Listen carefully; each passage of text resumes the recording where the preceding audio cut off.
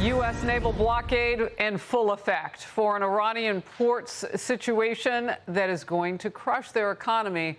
Strait of Hormuz is in our control now.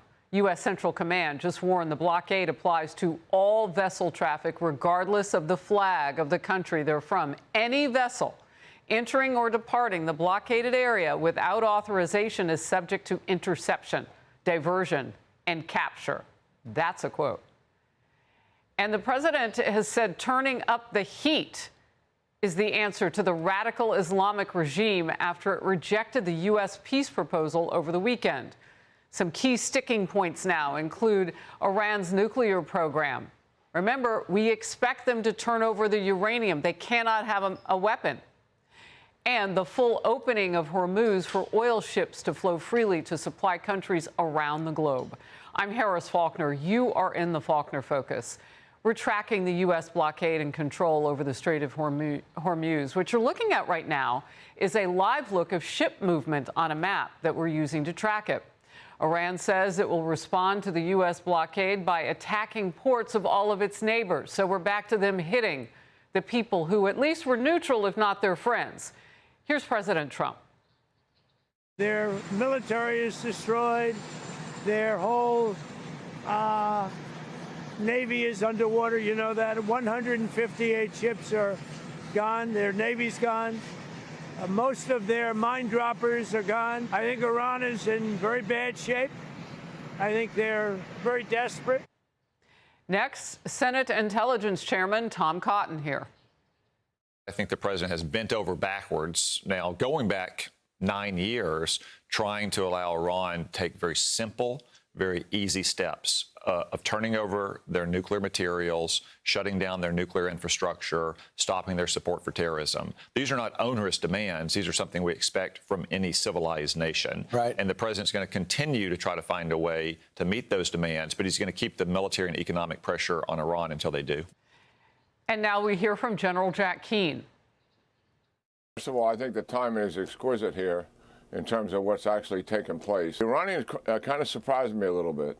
I think they actually miscalculated somewhat, because I think they overplayed their hand in the sense of what the Strait of Hormuz and taking control of it meant. We're in the hour of execution.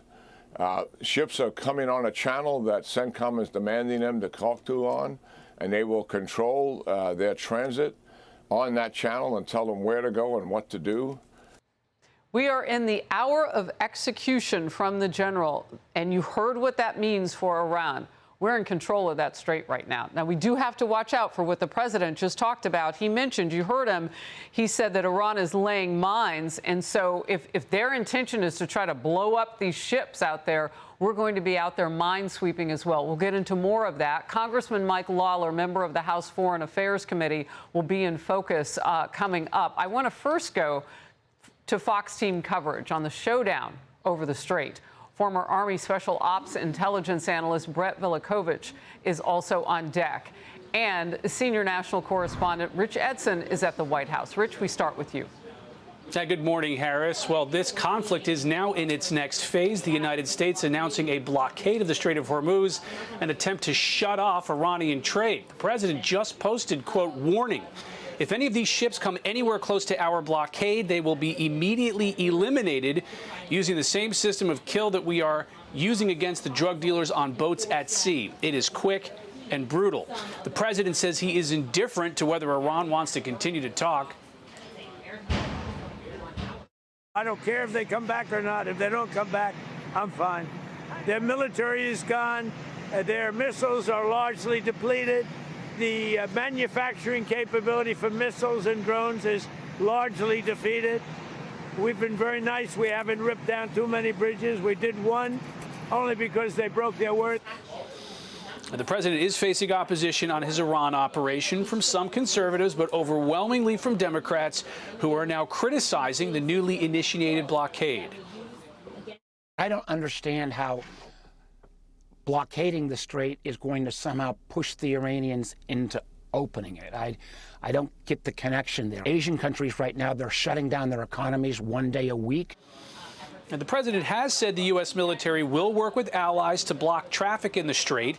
The U.K. says it is not supporting that operation. French President Emmanuel Macron says, quote, in the coming days, together with the United Kingdom, we will organize a conference with those countries prepared to contribute alongside us to a peaceful multinational mission aimed at restoring freedom of navigation in the Strait. Macron called it a strictly defensive mission. Harris? Rich, thank you very much. We're getting some more new information in, and I want to go right to my first guest, Brett Velicovich, former Army Special Ops intelligence analyst and Fox News contributor. Great to see you today. I just want to ask you about this subject to interception, diversion, and capture. I mean, we are controlling now. Our U.S. military is controlling the Strait of Hormuz. That's what Iran said it would do. So we just flipped the switch. What are your military thoughts about that operation?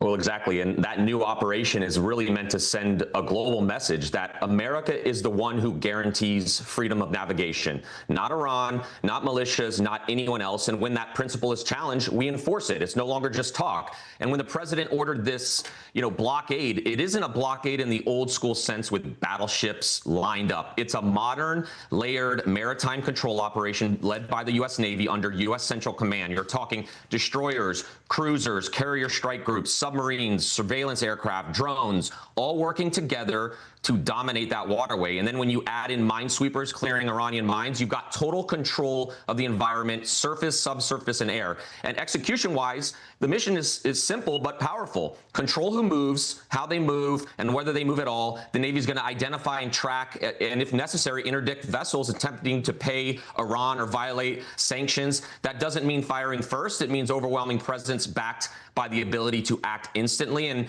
when you look at the rules of engagement, this is going to be very disciplined, not reckless. U.S. forces will operate under very clear escalation protocols. They're going to warn, they're going to redirect, they're only going to escalate if there is a real threat or non-compliance. But let's be clear, if Iranian fast boats or proxies try to challenge the U.S. forces, they're going to be dealt with quickly and decisively. All right. And then for Iran's part of this, they say they're going to start shooting at their neighbors' ports. That's problematic because you do have other ships out there. And even if those ships don't anticipate passing through the Strait of Hormuz, or maybe they will make it through, depending on what our military deems as proper authorization to let them go, what does that look like if it looks like war re-engages with Iran firing at its neighbors again? I think, unfortunately, that was inevitable because Iran's been lying for so long. And look, strategically, Tehran has mistaken our strength in that region for weakness. This ceasefire we're in right now, it didn't come out of nowhere. It was forced into existence by American strength. That's the only language that the brutal regime understands. The president and the administration, they set a clear deadline the other day, backed it with real military action, and then Iran blinked. That's how deterrence is supposed to work. Not endless negotiations, not vague warnings. Clear terms backed by credible force. That's American leadership. And when the president created this ceasefire deadline the other night, look how Iran responded. They used human shields. They called civilians into the streets to form human shields around infrastructure. That's not strength. That tells me it's desperation. Strong governments are supposed to protect their people. Weak regimes hide behind them. So they're already out of real defenses. So, Brett, we have been able to confirm, at least Iran says, that they've done some mine laying.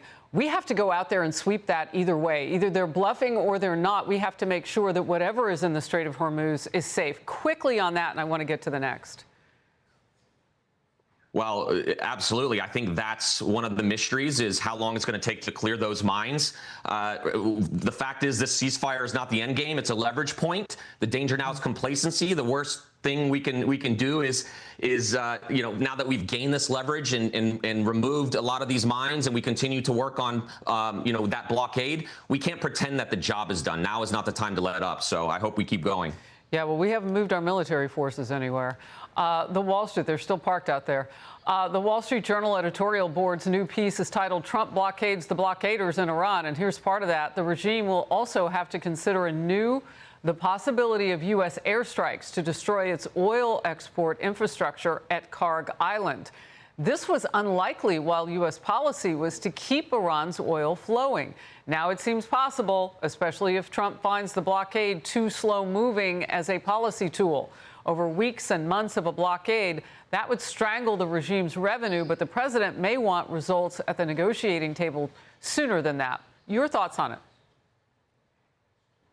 We need to project strength. This may be the opportunity, the best opportunity in a long time. We'll get to fundamentally change the trajectory of this regime. Their economy's strained, their military's degraded, their leadership's under pressure, and their strategy exposed. And so if we stay the course and continue to maximize pressure, we force a reckoning. And if I was advising the president, I'd tell him to be ready to keep going until they have no options left. Iran played this negotiation game for too long. They played it arguably better than us with prior administrations who regularly caved to their demands, but that can't happen anymore. The cost of us backing down is generational. It's bigger than all of us. The next few days and moments are going to define whether America still has the will to finish what it started. Iran's betting we're going to hesitate, that we're going to fracture internally, and history won't remember the moment you almost won. It's going to remember whether you finish a job and whether future generations and the world is safer for it. So we have to break them now, once and for all.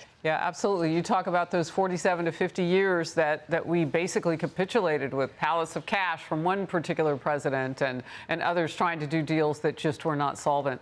Great to see you. Thank you very much for starting us off now on all that fresh news about the Strait of Hormuz. It is open. It's been open for about an hour and 11 minutes at this point. We'll continue to watch. Be sure to like and subscribe for all the Fox News latest on YouTube and catch full shows streaming now on Fox One.